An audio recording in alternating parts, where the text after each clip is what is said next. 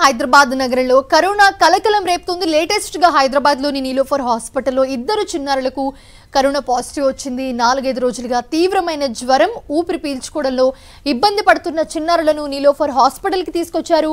అనుమానం వచ్చిన doctors Covid test చేయగా పాజిటివ్ వచ్చింది. చిన్నారులకు ఐసోలేషన్ వార్డులో ట్రీట్మెంట్ అందిస్తున్నారు ప్రస్తుతం. ఇక గ్రేటర్ హైదరాబాద్ పరిధిలో నిన్న ఒక్క రోజే 4 కరోనా కేసులు నమోదయ్యాయి. ప్రస్తుతం రాష్ట్ర వ్యాప్తంగా మొత్తం 19 యాక్టివ్ కేసులుండగా ఇందులో 16 కేసులు హైదరాబాద్ పరిధిలోనే నమోదయ్యాయి. దేశంలో మళ్లీ కరోనా కేసులు కలకలం సృష్టిస్తూ ఉన్నాయి. భారత్ లో రోజు రోజుకు కరోనా కేసులు పెరుగుతున్నాయి. కేరళలో ఇవాళ ఉదయం 8 గంటల వరకు 328 కోవిడ్ కేసులు నమోదయ్యాయి. ఇందులో కోవిడ్ ఇన్ఫెక్షన్ వ్యాధి కారణంగా 3 చనిపోయారని కేరళ వైద్య శాఖ తెలిపింది. తాజాగా కొత్త వేరియంట్ కారణంగా 1 మరణించినట్లుగా పేర్కొన్నారు. అలాగే గడిచిన 24 గంటల్లో 92 కోవిడ్ కేసులు నమోదు కాగా కర్ణాటకలో 2 చనిపోయారు. దీంతో ప్రభుత్వాలు అలర్ట్ అయ్యాయి. ప్రస్తుతం దేశంలో 2669 కోవిడ్ యాక్టివ్ కేసులున్నట్లుగా ఆరోగ్య శాఖ పేర్కొంది. దేశవ్యాప్తంగా కరోనా విజృంభిస్తూ ఉంది. వందల సంఖ్యలో కరోనా యాక్టివ్ కేసులు పెరుగుతూ ఉన్నాయి.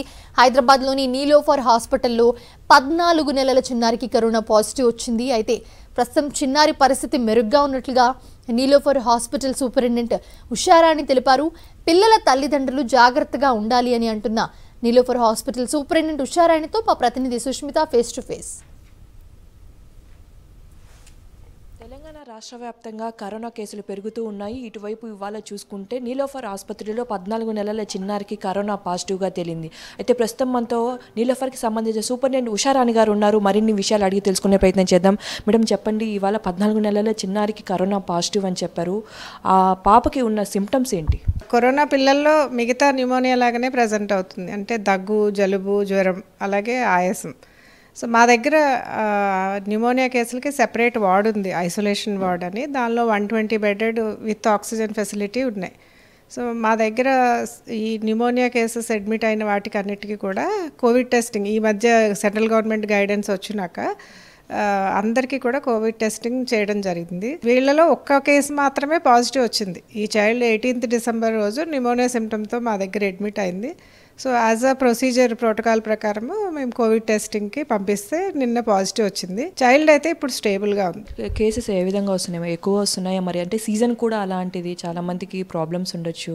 సో ఎటువంటివి ఎక్కువగా కనిపిస్తున్నాయి? ఇప్పుడు ఉన్న చిన్నారికి ఏదైతే కరోనా పాజిటివ్ వచ్చిందో ఆ అమ్మాయి సిచ్యువేషన్ ఎలా ఉంది? ఇప్పుడు ఈ పాజిటివ్ వచ్చిన అబ్బాయి 14-year-old బాబు, నాంపల్లి నుంచి వచ్చారు వాళ్ళు. సిమ్టమ్స్ అయితే ఇప్పుడు తగ్గినాయి అమ్మ. జ్వరము, ఆయాసము, దగ్గు, జలుబు కూడా తగ్గినాయి. Child is stable.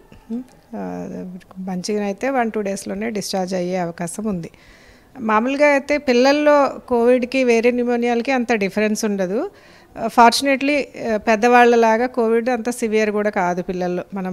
మాకు పీక్ సీజన్ ఈ ఇయర్ అయితే ఆగస్ట్లో స్టార్ట్ అయింది. ఆగస్ట్ 2nd వీక్ నుంచి న్యూమోనియా స్టార్ట్ అయ్యి సెప్టెంబర్ 2nd వీక్కి పీక్ నెంబర్ ఆఫ్ కేసెస్ ఉన్నాయి. ఆ టైంలో మేము 350 నుంచి 400 కేసెస్ ఇన్పేషెంట్ న్యూమోనియా కేసెస్ ఉండేవి. ఇప్పుడు కనుక మనం చూస్తే 40 నుంచి 60 మాత్రమే ఉంటున్నాయి. అంటే సిగ్నిఫికెంట్గా కేసు నెంబర్స్ అయితే తక్కువే ఉన్నాయి.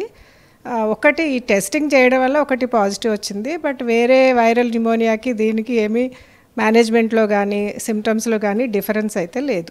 మొత్తంగా అయితే ఎవరైతే ఈ చిన్నారికి కరోనా సోకింది, ఇప్పుడైతే ప్రస్తుతం ఆరోగ్య పరిస్థితి స్టేబుల్గా ఉన్నట్టు కూడా తెలుస్తుంది. కరోనా సోకిన పిల్లలు కానీ లేకపోతే కరోనా సోకకపోయినా వాళ్ళ పిల్లల తల్లిదండ్రులకు ప్రతి ఒక్కరు జాగ్రత్త పడాలని కూడా సూపరింటెండెంట్ గారు చెప్తూ ఉన్నారు. కెమెరా వినోద్తో సుష్మిత, సాక్షి టీవీ, హైదరాబాద్.